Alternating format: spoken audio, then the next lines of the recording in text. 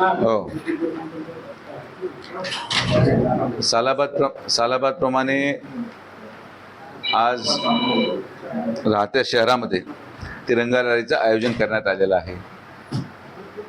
देशाला स्वातंत्र्य मिळाल्यापासून 15 ऑगस्ट पुरतच स्वातंत्र्य दिवस हा मर्यादित राहत होता, पण या दिवसाचं महत्त्व किती आहे, या दिवसाला मिळवण्यासाठी ज्या ज्या लोकांनी त्याग केला, संघर्ष केला, हा संदेश सगळ्या पिढीपर्यंत पोहोचवावा आणि हा दिवस किती महत्त्वाचा आहे हे सगळ्या समाजामध्ये एक वातावरण निर्माण व्हावं, या दृष्टिकोनातून देशाचे प्रधानमंत्री माननीय नरेंद्र मोदींजींनी तिरंगा रॅलीचं आयोजन प्रत्येक भागामध्ये, देशामध्ये, प्रत्येक कानाकोपऱ्यामध्ये करण्याचा एक मानस केलेला आहे.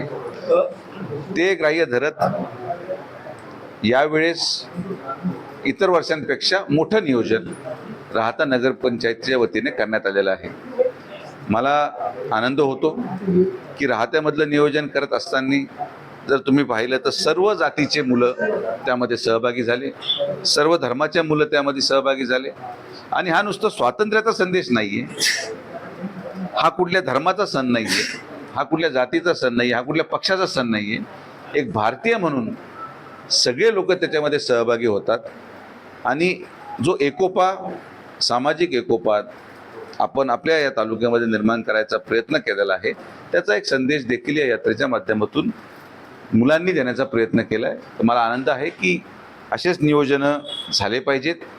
प्रत्येक कार्यक्रम आपण जर पाहिला तर जाती आणि धर्माचे वेगळ्या वेगळ्या जयंत्या साजरा होतात, वेगळे वेगळे सण साजरा होतात, पण हा एकमेव त्योहार आहे जो या सगळ्या गोष्टींच्या विरहित साजरा होतो आणि तोच करायचं काम राहता नगरपंचायतीच्या वतीने केलं गेलं.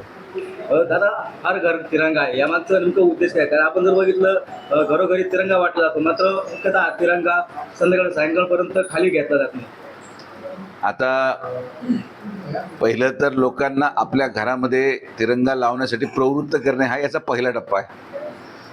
ठीक आहे, याच्यामध्ये दुर्दैवाने तिरंगाचा अवमान होण्याची जास्त शक्यता असते, कारण की त्याचं महत्त्व, त्याची नियमावली, कधी तो तिरंगा असला पाहिजे, फडकला पाहिजे, ही नियमावली अजून जनसामान्य माणसापर्यंत पोहोचलेली नाही. पण आज आमचा पहिला प्रयत्न हा आहे की प्रत्येक घरामध्ये ती भावना निर्माण व्हावी आणि मग निश्चित पुढच्या काही टप्प्यामध्ये, कालावधीमध्ये तिरंगाचं महत्त्व, त्याचं प्रोटोकॉल, त्याची नियमावली ही समाजापर्यंत पोहोचायला आपल्याला वेळ लागेल. तर आमचा प्रयत्न आहे की नुसतं झेंडे वाटून चालणार नाही. तुम्ही जो मुद्दा मांडला तो अतिशय रास्त पण आहे, पण आता जसं आपण झेंडे वाटतो तर झेंडे वाटणाऱ्यांनी देखील संध्याकाळी ते झेंडे गोळा कसे होतील आणि सन्मानपूर्वक कसे ठेवता येतील याची काळजी घेतली पाहिजे. तो आम्ही प्रयत्न करू. कदाचित यावेळेस आम्ही काही त्याच्यामध्ये आमची कमतरता राहील आणि पुढच्या वेळेस त्याच्यामध्ये निश्चित सुधारणा करू. काही दिवसापूर्वी भाजपचे जे आहेत त्रिपाडा यांनी एक वक्तव्य या ठिकाणी केलं होतं की वडिलांचा अधिकार मुलांना कोणी दिला, कारण त्यांना कोणतेही अधिकार नसताना, पद नसताना अधिकाऱ्यांची मिटिंग काय घेतात? मी कोणाचीच, म्हणजे एक तर पहिला मुद्दा, मी काही व्हिडिओ पाहिला नाही, म्हणजे ते कोण व्यक्ती आहेत मला माहिती नाही. तुम्ही ज्यांचं नाव घेतलं, हा ते प्रधानमंत्री असले, मुख्यमंत्री असले, त्यांचे व्हिडिओ पण पाहू शकतो, पण त्यांचं व्हिडिओ पाहायचं माझं काही कारण नाही, पहिला मुद्दा. दुसरा मुद्दा, मी कोणालाच मिटिंगला बोलवत नाही. मी या तालुक्याचा नागरिक आहे. मी आज नगरपालिकेमध्ये नगराध्यक्षांच्या कॅबिनला एक नागरिक म्हणून आलो. आता अधिकारी गोळा झाले किंवा कार्यकर्ते गोळा झाले, आता मी कोणत्या नगरसेवकाला निमंत्रण दिलं नाही, ते स्वतःहूनच येतात.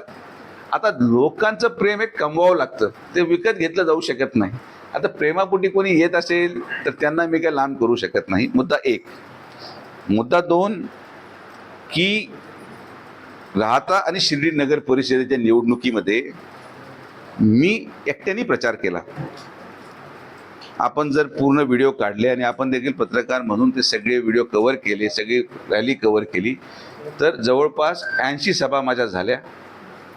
आणि सभा झाल्यानंतर जे शब्द लोकांना दिले गेले,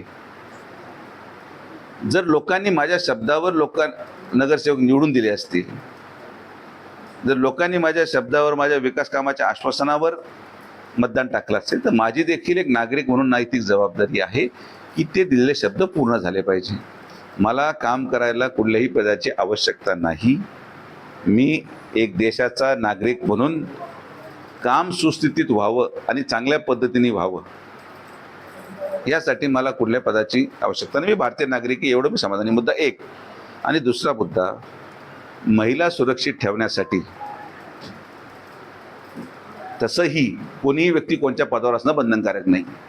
जर कोणी अन्याय करत असेल तर महिला सुरक्षित ठेवण्याच्या दृष्टिकोनातून, मुली सुरक्षित ठेवण्याच्या दृष्टिकोनातून मी माझ्या शेवटच्या क्षणापर्यंत माझ्या असलेली प्रत्येक ताकद वापरून ते मी करत राहणार.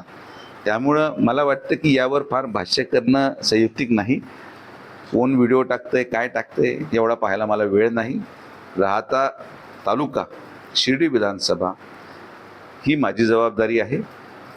आम्ही ती जबाबदारी प्रामाणिकतेने, नैतिकतेने पार पाडत आहोत. आणि प्लस तुम्ही जर त्यांचा उल्लेख केला, जर त्यांनी तसा व्हिडिओ टाकला असेल तर मला त्यांना आठवण करून द्यावी लागेल की ज्या पक्षाचे ते पदाधिकारी आहेत त्या पक्षाचा मी उपाध्यक्ष आहे. तर त्या पक्षाचा मी प्रदेशाचा उपाध्यक्ष आहे. त्यामुळं तुम्ही ज्या पक्षाचे बोर्ड लावतात, ज्या पक्षाची जाहिरात करतात, त्या पक्षाचं सिनियरिटीप्रमाणे, पदाच्या सिनियरिटीप्रमाणे त्याची गरिमा ठेवावी, एवढी माझी अपेक्षा आहे. बाकी माझ्याकडून काही अपेक्षा नाही. धन्यवाद.